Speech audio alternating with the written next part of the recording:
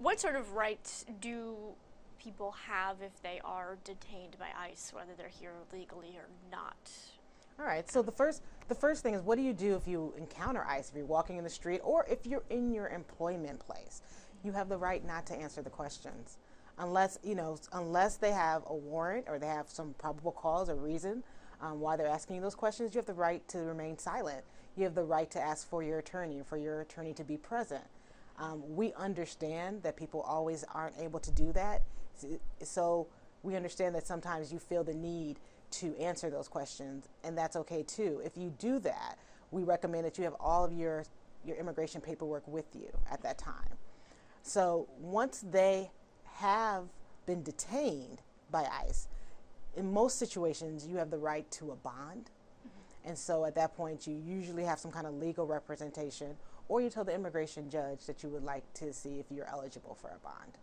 Now, how does this work, I guess, with children if they're involved in the mix? So that's the hard part, because for mixed status families, for example, if the parents are undocumented but the children are U.S. citizens, they were born here, what usually happens is they can detain the parents, but the children usually are not detained. So you need to have a plan.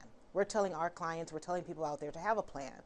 Who will the children go to if the parents aren't able, don't come home one day because they were detained by ICE? And so those are some of the hard questions, the hard decisions that people are dealing with right now.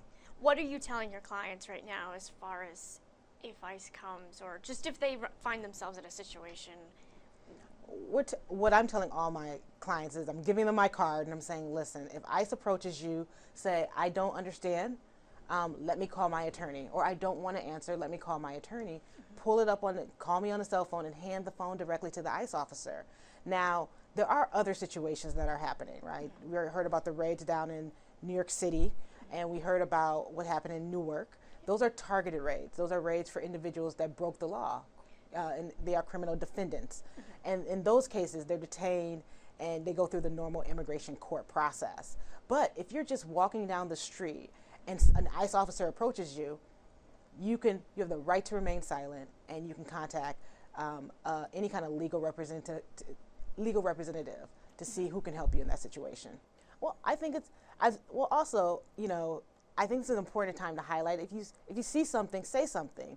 So if you, as a U.S. citizen walking down the street, sees ICE approaching someone, and you feel like, oh, this doesn't feel like a comfortable encounter, you have the right to walk up and say, what's going on here, and how can I help? And if you have the right to get an attorney, so you may want to call an attorney about this if you see that someone looks overwhelmed. You can reach in and help in these situations when you see it happening. And it's also so important for employers to know that when ICE comes to their work sites and are looking for people, they need to make sure that they have the proper paperwork to go and search the premises before you let them walk around. That was another question. My mom's a teacher out in Massachusetts, and they've had these conversations with the district about what to do. What places are ICE officers or agents allowed to go or not allowed to go? Such a good question. So right now, the federal government, President Trump has rescinded the prior sensitive location memo that was active under the Biden administration. So as it stands, they can go to places such as hospitals, churches, schools, and that's why you hear a lot of that conversation in school districts about what to do in those situations. The best thing to do is have a plan in place. I tell all of our employers, whether they're school districts, that you need to have a plan.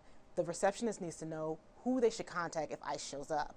And you should just stop them right at the door, say, unless you have a warrant and it's, extenuating circumstances, you have to go in and get something, someone who's dangerous, let's follow the proper procedure. And that's all you have to say. And you contact your HR, your general counsel, or whoever's the appropriate person, and go from there. But you want to be very careful, because you don't, especially for schools, you want to keep the kids safe, and you don't want them to have that access, to be exposed to that kind of situation. Anything else you want to add? Actually, one thing, I know the conversation of some states or counties allow local law enforcement to work alongside ICE. Where does New York State stand in that? As it stands, New York is consistent, and it's been consistent since the Obama administration through the prior Trump administration and the Biden administration. If someone has broken the law, then New York law enforcement will always assist with ICE, getting that individual and making sure that that person who broke the law has to leave the country and faces the due process of immigration court. That's always been the case, and I think the New York government is going to continue to support that.